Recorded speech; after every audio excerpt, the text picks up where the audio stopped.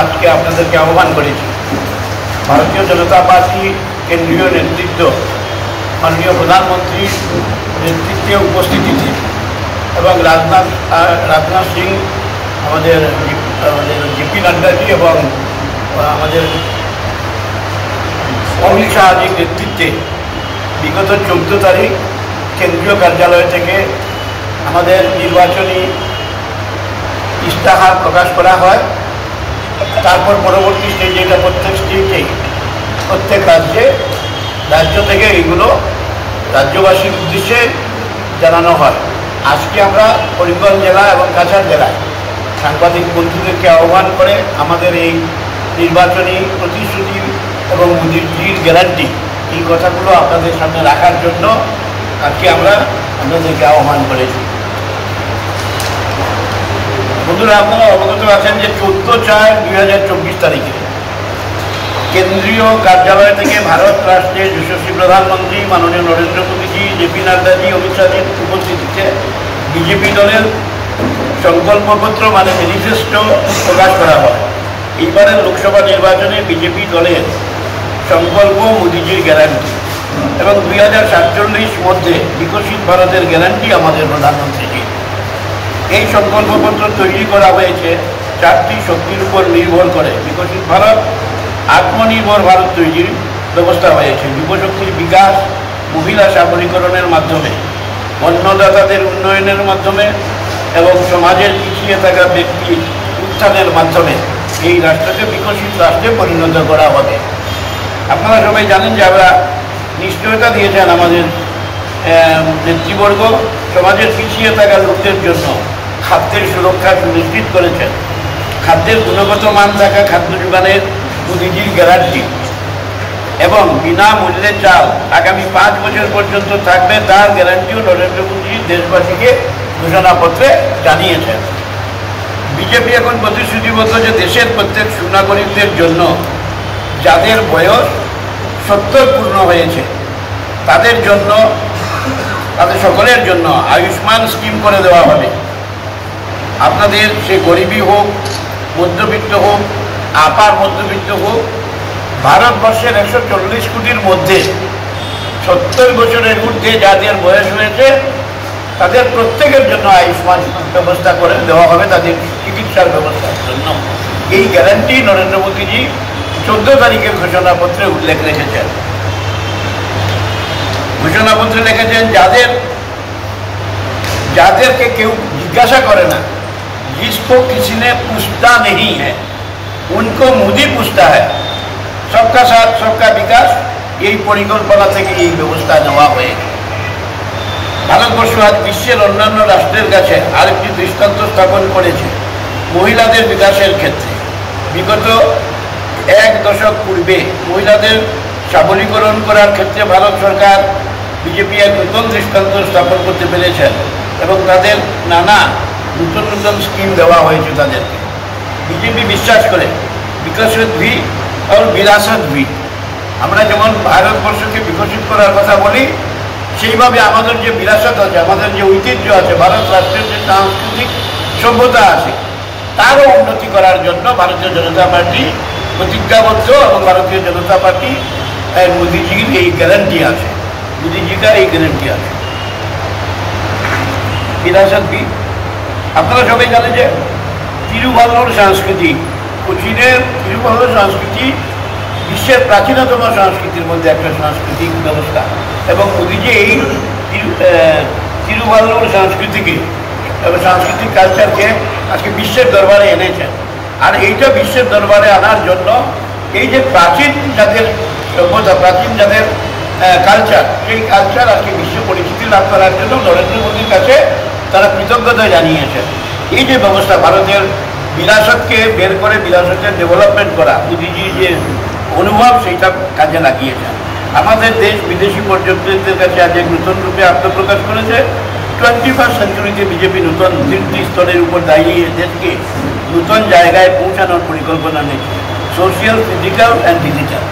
সামাজিকভাবে, ডিজিটালের মাধ্যমে এবং ফিজিক্যালি মানে শারীরিকভাবে বিজেপি পরিচালিত সরকার কখনো কঠিন পরিস্থিতি মোকাবিলা করতে কিংবা কঠিন সিদ্ধান্ত নিতে চিন্তা করে না, কারণ দেশ বড়, তাই বড় বড় সিদ্ধান্ত কেবল বিজেপি নিতে পারে। নারী শক্তির বন্ধন অধিনিয়ম আজ আইনে পরিণত হয়েছে, 370 ধারা আজকে তুলে দেওয়া হয়েছে, কা আইন প্রবর্তন করা হয়েছে।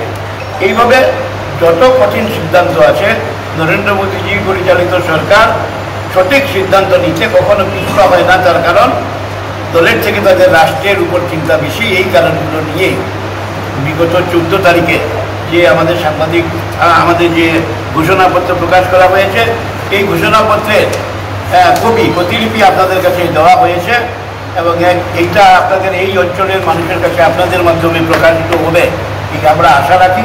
আর ভারতীয় জনতা পার্টি রাষ্ট্রের উন্নয়নেই কাজ করে চলেছে। আজকে বিভিন্ন নতুন নতুন পরিকল্পনা হয়েছে। আজকে দুই সরকার থাকলে কি হয়, কেন্দ্রে বিজেপি সরকার আছে, তো আসামে বিজেপি সরকার থাকলে তার কি ফায়দা আছে, ডাবল ইঞ্জিন সরকারের কি অনুভূতি হয়, এটা মানুষের কাছে ভারতীয় জনতা পার্টি আজকে এবার উপস্থাপন করছেন।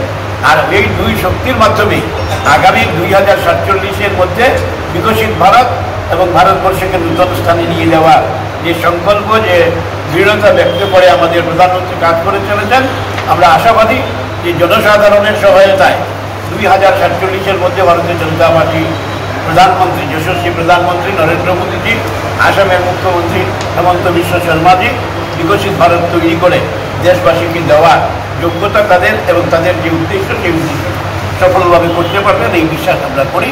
আপনাদের সবাইকে ধন্যবাদ। আমার পরবর্তী এখন ভীষণ রঞ্জন দাস আপনাদের কাছে এই এবং এই অন্তোদয় যোজনাকে চালু রাখবেন, এটা আমাদের সংকল্প। যেভাবে এই গত 10 বছরে মোদীজি সরকার 24 কোটি বিপিএল পরিবারকে এপিএলে পরিণত করেছে। 1 কোটি মহিলা যারা এসএইচজি-তে কাজ করেন, 1 কোটি মহিলাদেরকে লাখপতি দিদি বানানো হয়েছে। তাদের অ্যাকাউন্টে 1 লক্ষ টাকার লেনদেন হয়েছে।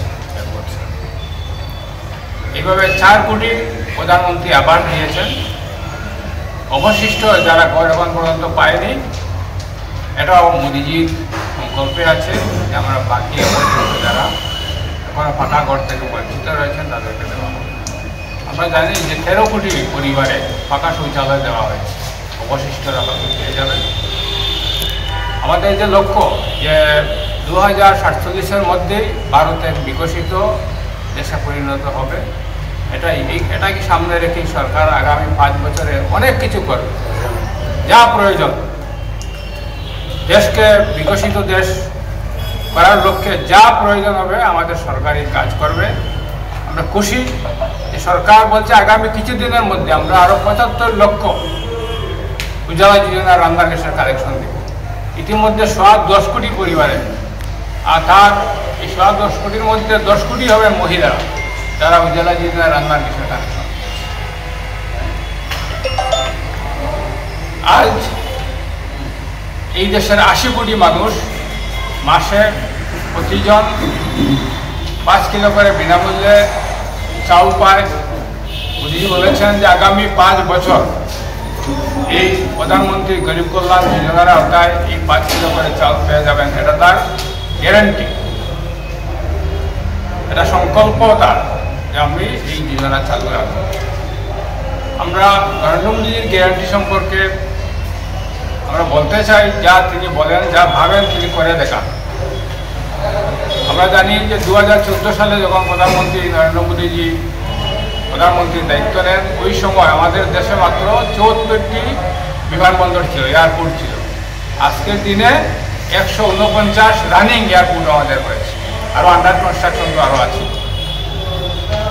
এইভাবে আমরা এই অঞ্চলে আমরা কয়েক মাসের মধ্যে, আগামী 2-3 মাসের মধ্যে আমরা, আর কম সময় লাগতে পারে, যে আমরা ইলেকট্রিক ইঞ্জিনের ট্রেন চলবে, এটা আমরা দেখতে পাবো। বন্দে ভারত ট্রেন আমরা এটাও আশা করি আগামী কয়েক মাসের মধ্যে আমাদের করিমগঞ্জ পর্যন্ত পৌঁছবে। এইভাবে এক এক করে যে এই দেশকে এগিয়ে নেওয়ার জন্য মোদীজি বলেছেন যে 2014 সালে সমগ্র দেশগুলির মধ্যে, বিশ্বে যত দেশ আছে এই দেশগুলির মধ্যে ভারতবর্ষের আর্থিক স্থান ছিল, অর্থনৈতিকভাবে আমাদের দেশের স্থান ছিল 11 নম্বরে।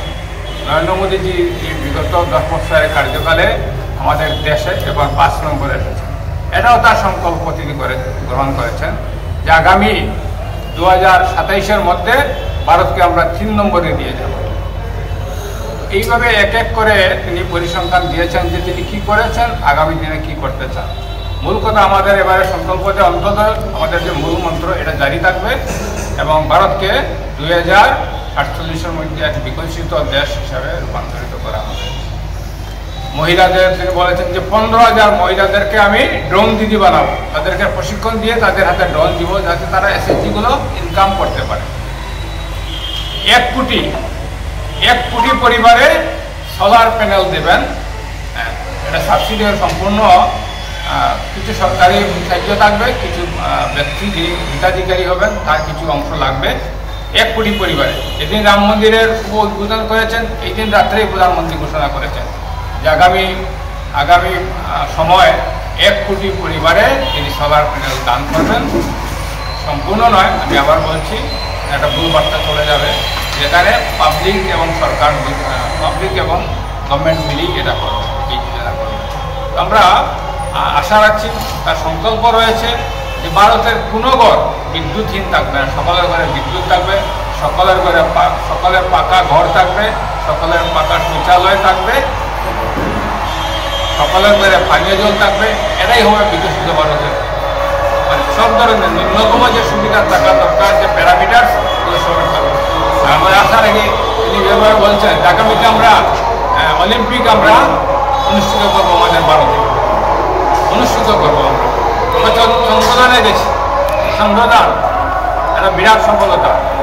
আজকে মানুষের যাদের ঔষধ কিনা মানুষের সীমার বাইরে ছিল, ক্রয় ক্ষমতার বাইরে ছিল, জন ঔষধি কেন্দ্র করা হয়েছে যাতে মানুষের এটা লাগাবে থাকে। মানুষকে প্রায় যারা ইন্স্যুরেন্স করেন না তাদেরকেও ইন্স্যুরেন্সের আওতা তার সংকল্প রয়েছে।